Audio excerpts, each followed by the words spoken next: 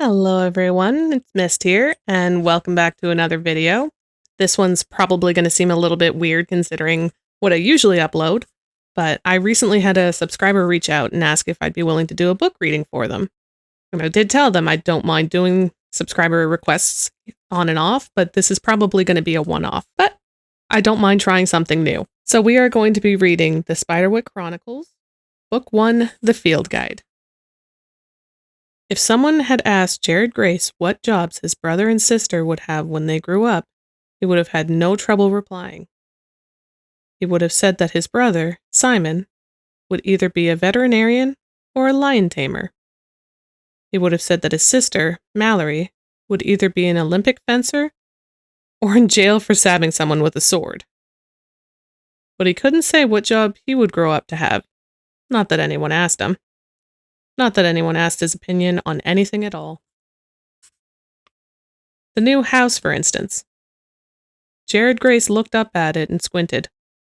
Maybe it would look better blurry. It's a shack, Mallory said, getting out of the station wagon. It wasn't really, though. It was more like a dozen shacks had been piled on top of one another. There were several chimneys, and the whole thing was topped off by a strip of iron fencing sitting on the roof like a particularly garish hat. It's not that bad, their mother said with a smile that looked only slightly forced. It's Victorian. Simon, Jared's identical twin, didn't look upset.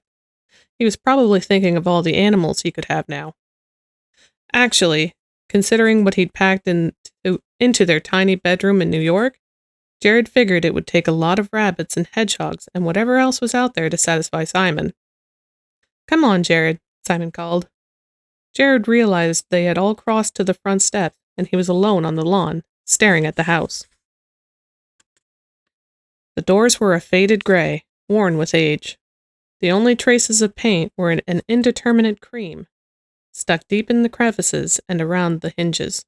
A rusted ram's head door knocker hung from a single heavy nail at its center. Their mother fit a jagged key into the lock and turned it, and shoved hard with her shoulder. The door opened into a dim hallway. The only window was halfway up the stairs, and its stained glass panes gave the walls an eerie reddish glow. It's just like I remember, she said, smiling. Only creepier, said Mallory. Their mother sighed, but didn't respond otherwise. The hallway led into a dining room.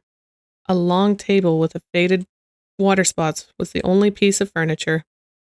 The plastic ceiling was cracked in places, and the chandelier hung from frayed wires.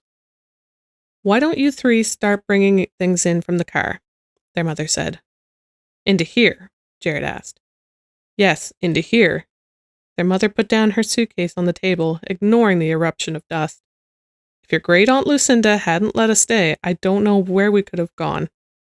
We should be grateful. None of them said anything.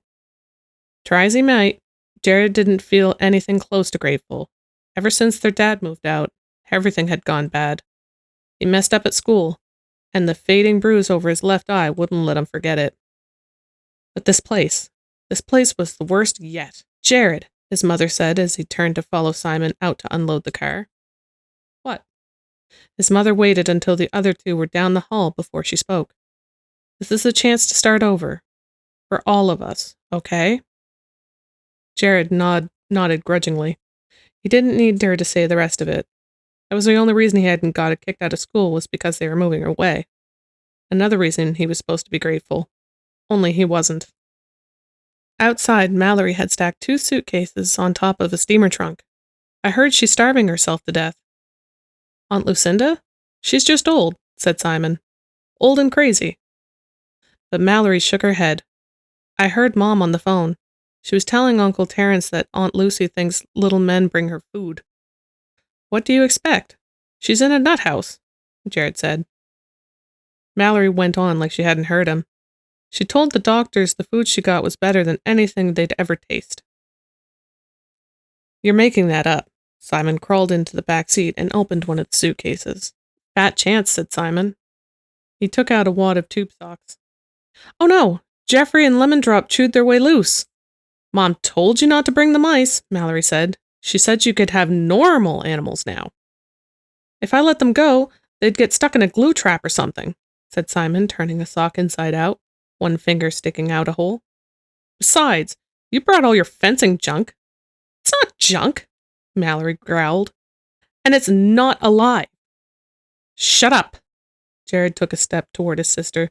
Just because you got one black eye doesn't mean I can't give you another one. Mallory flipped her ponytail as she turned toward him. She shoved a heavy suitcase into his hands. Go ahead and carry that if you're so tough.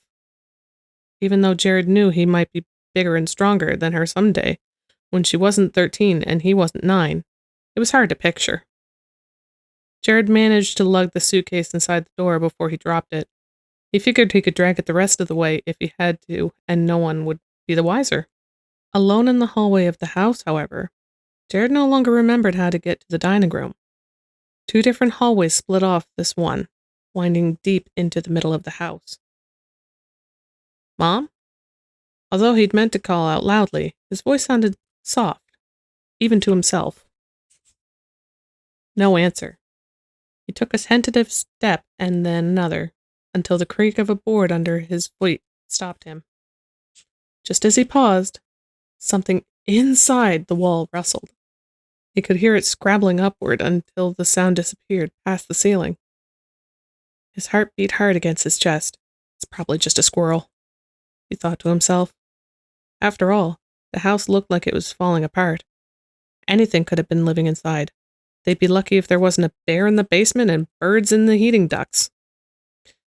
That was, if this place even had heat. Mom? He said again, even more faintly. Then the door behind him opened and Simon came in, carrying mason jars with 2 bug-eyed gray mice in them. Mallory was right behind him, scowling. I heard something, Jared said. In the wall.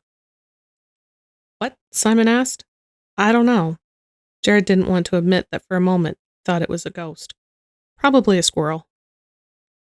Simon looked at the wall with interest. Brocaded gold wallpaper hung limply, peeling and pocking in places. You think so? In the house?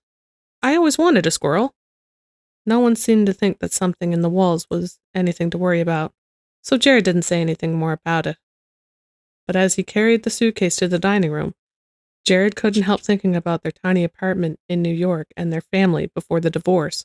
He wished this was some kind of gimmicky vacation and not real life. And there we go.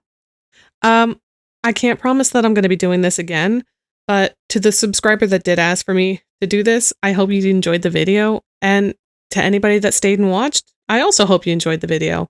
Don't forget to like, comment, subscribe, and all that. And don't worry, there'll be a new gaming video up soon. Bye!